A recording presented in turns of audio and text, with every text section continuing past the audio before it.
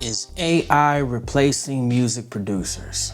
It's your guy Brahma Guru, and in this video we're going to talk about that, man. It's been all over the landscape.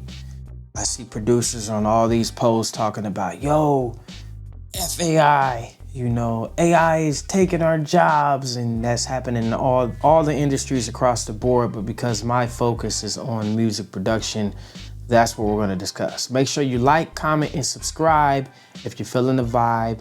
Also to help us build this tribe, because that's what it's really all about. Okay, let's get into it. So you got these tools like Suno AI, and there's some other ones out there. There's a lot more now. These automatic music generating, loop generating type of AI systems. And a lot of producers are scared right now.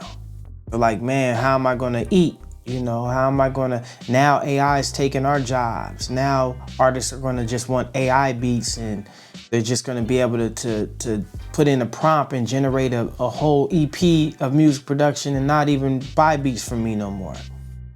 So, and I feel you on that.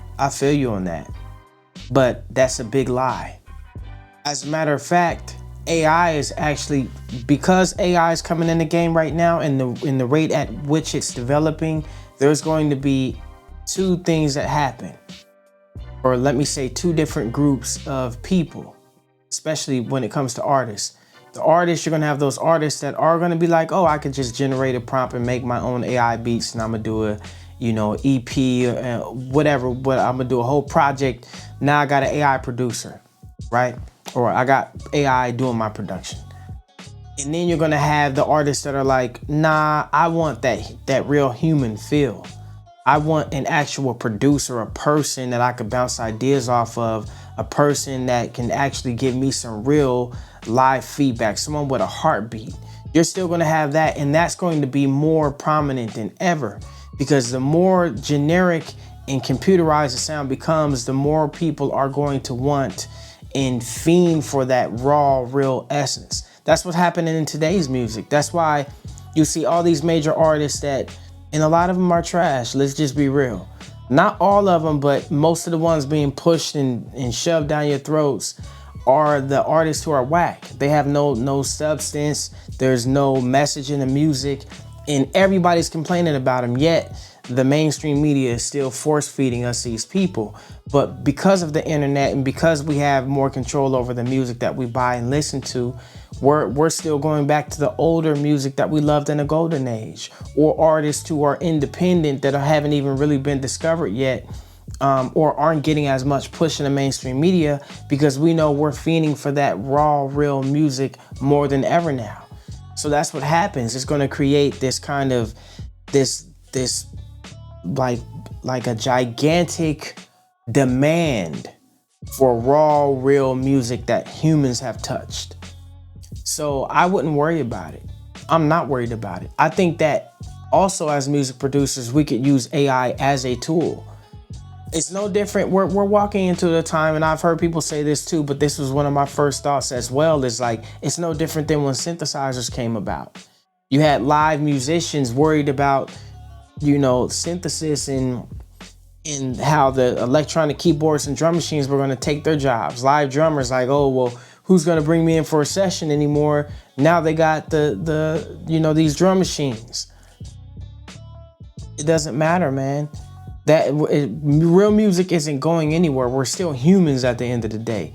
AI is controlled by humans. It takes a human to get behind AI to get it to do what it needs to do. So it's like on some Y2K type bullshit. Like, oh man, the world's gonna end in Y2K. The computers are gonna reset, and all of existence is gonna be gone, and it's just mad craziness. That's not gonna happen with AI, man. AI is improving, and it does do some things that are, getting closer to the human vibe.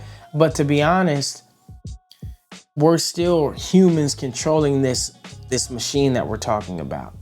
And this has been predicted for a long time. You see movies with, like iRobot, and, all this man against machine has always been a thing. Man building of creation, and then the creation going against it. It's like out of a storyline, right? Out of a movie.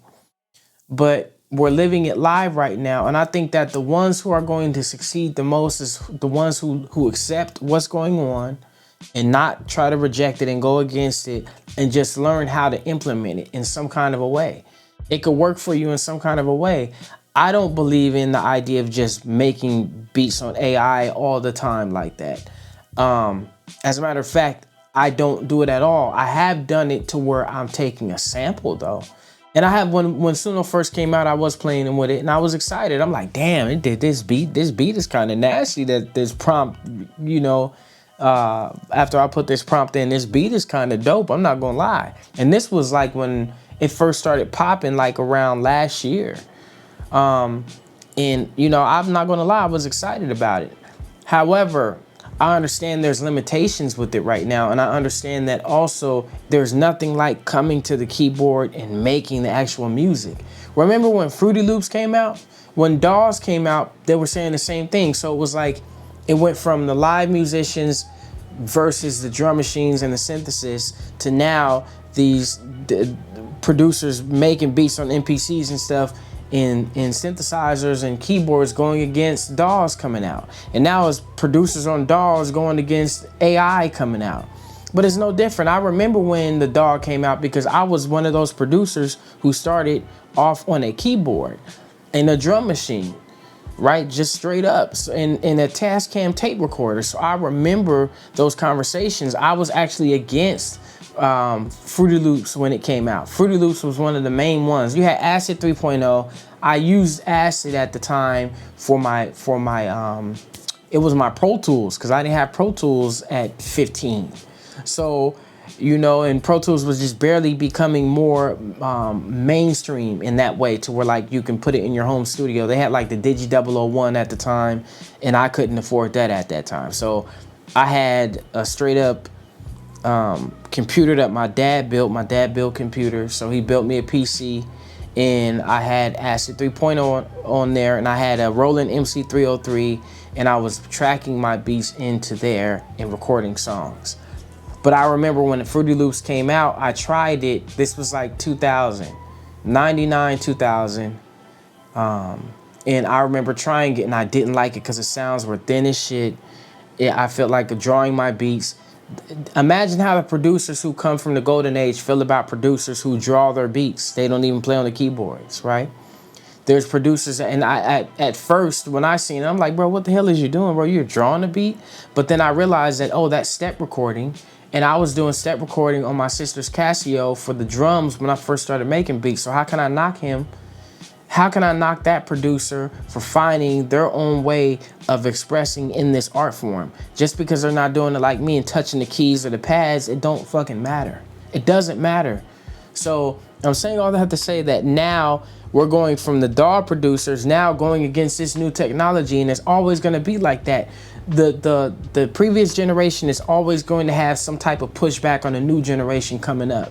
We've seen that with West Coast music, the new West Coast artists in the mid 2000s, and you had the golden age West Coast artists not funking with the new artists at all. It's like they, instead of holding the ladder still and saying, y'all climb up this way, I paved this way, it's like they've tried to bury the way that they paved and kick the ladder down while we trying to climb it. So that's how it feels right now too with the AI. It feels like that similar type of environment. Like we're so against it. We want to be so against it without even completely understanding it or trying to integrate it into our workflow and figure out how we could use it.